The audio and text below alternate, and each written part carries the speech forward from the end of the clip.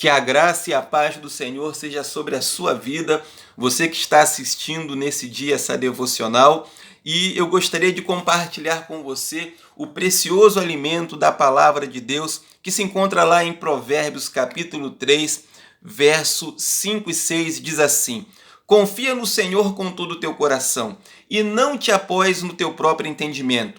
Reconhece-o em todos os teus caminhos e ele endireitará as suas veredas. Para essa meditação de hoje, eu queria contar uma ilustração.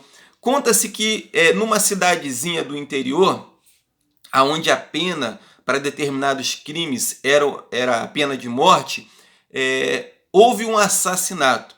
E logo a cidadezinha pequena ficou alvoroçada sobre o que teria acontecido, sobre quem seria o assassino. E aquele assassinato havia sido cometido por um homem muito influente e que a qualquer preço queria se livrar da pena de morte. Por isso ele, mancomunado com o juiz corrupto daquela cidade, decide incriminar alguém no seu lugar, forjando provas para isso. E aí ele escolhe alguém que não teria como se defender, uma pessoa humilde, forja as provas e de repente chega a notícia na cidade: olha, fulano foi preso por ter cometido aquele assassinato. Existem provas contra ele. Só que a pessoa que estava sendo acusada injustamente era um homem temente a Deus e muito querido pelo povo. As pessoas mal podiam acreditar, mas como é possível? Não é possível que ele seja o assassino? É um homem tão bom, um homem de Deus. E aí a cidade ficou alvoroçada com aquela história, as pessoas revoltadas porque sabiam que tudo aquilo ali indicava ser uma armação para incriminá-lo, e enfim chega o dia do julgamento. As pessoas na cidade se aglomeraram dentro do tribunal, em volta dele, e havia um clima de revolta, onde as pessoas queriam que aquele homem fosse absolvido. Mas o juiz já havia sido comprado, e ele faz o julgamento, ouve as testemunhas falsas que apresentam as provas, e aí ele dá a sentença. Esse homem é culpado e ele será condenado à morte. Aquelas pessoas ficam revoltadas e o juiz, temendo pela sua segurança, ele tenta apaziguar a situação usando de mais uma astúcia. Ele diz assim: olha, se acalme, eu vou fazer o seguinte, algo que eu não fiz durante todo esse meu período de magistratura. Eu vou deixar que Deus decida se esse homem é culpado ou inocente. Eu tenho aqui dois papéis. Um está escrito culpado e o outro está escrito inocente. E todas aquelas pessoas leram, o papel, e ele falou assim: bom, eu vou dobrar esse papel e eu vou pedir que o acusado retire o papel. E o papel que ele tirar será o papel da sua sentença. Só que aquele juiz, ele havia escrito num outro papel a palavra culpado. De maneira que, como ele estava numa tribuna alta, quando ele se assentou, o que ele fez? Ele pegou o papel que estava escrito inocente e camuflou, e pegou outro papel que estava escrito culpado e colocou sobre a mesa dele. E aí ele pega aqueles dois papéis, os dois escritos culpado, e ele diz assim, ele chama aquele homem e diz assim: olha, você é um homem temente a Deus, todos aqui eu sei que são também, então vamos deixar que Deus decida qual vai ser a sua sentença. E ele diz assim: escolhe o papel que você quer.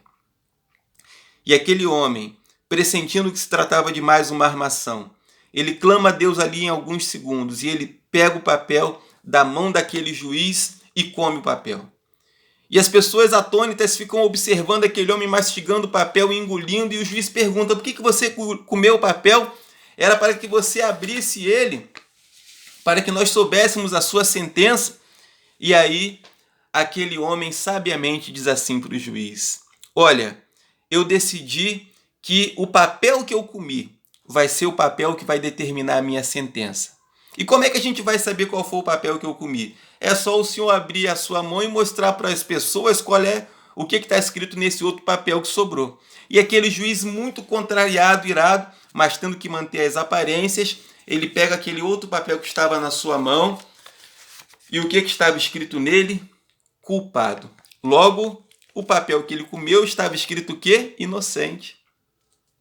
Não tinha como saber, e as pessoas eufóricas gritando, festejando, disseram: eu sabia, nós sabíamos que ele era inocente, Deus o libertou. E aquele juiz foi obrigado a encerrar aquele caso e libertar aquele homem. Pois bem, meus irmãos, é assim que Deus faz quando a gente clama a Ele. A Bíblia diz no livro de Tiago, capítulo 1, se alguém tem falta de sabedoria, peça a Deus, que a todos dá liberalmente. A Bíblia está dizendo aqui, confia em Deus de todo o seu coração, né? Só com um pouco do seu coração, não. É de todo o seu coração. E não te apoies no teu entendimento. O que é confiar em Deus? É também obedecê-lo. Porque quando a gente fala que a gente confia numa pessoa, automaticamente precisamos obedecer às suas instruções. Se você está aprendendo a dirigir e o teu instrutor diz assim: olha, vira à direita, vira à esquerda, pisa no freio, olha a seta, olha o cinto de segurança, pisa na embreagem. O condutor, ele tem que seguir as instruções da pessoa que está do seu lado para que ele conduza o carro em segurança. É assim que deve ser na nossa vida. Se queremos ser conduzidos em segurança nesse mundo, precisamos aprender a obedecer às instruções de Deus, a confiar em Deus. E é de todo o coração, porque às vezes Deus dá um direcionamento para nós, ou a gente não obedece, ou a gente obedece em parte, não resolve. Se Deus deu um direcionamento para você dentro da palavra, se Deus está falando, se o Espírito Santo está falando com você há dias sobre uma posição, sobre uma decisão que você precisa tomar, confia, obedece em Deus. Ainda que você não consiga ver a solução, porque a Bíblia diz que Ele endireitará as nossas veredas, Ele direcionará os nossos caminhos. O que Deus tem para nós é excelente, o que Deus tem para nós é maravilhoso. Deus pode te tirar desse problema, Deus pode resolver essa situação, Deus pode nos fazer ter uma vida maravilhosa, de paz, de sucesso, de vitória, mas precisamos aprender a confiar em Deus. Isso é fé. E essa é a vitória que vence o mundo, como nos diz a Bíblia, a nossa fé. Confie em Deus e você prosperará em nome de Jesus. Nós somos da Segunda Igreja Batista em Jardim Amendoeira e se você quiser acompanhar outras devocionais e os nossos cultos, você joga lá no Facebook, no YouTube, Cibaja, e você vai ter acesso a outras devocionais. Que Deus te abençoe grandemente e que nos dê sabedoria para as situações difíceis da vida. Amém.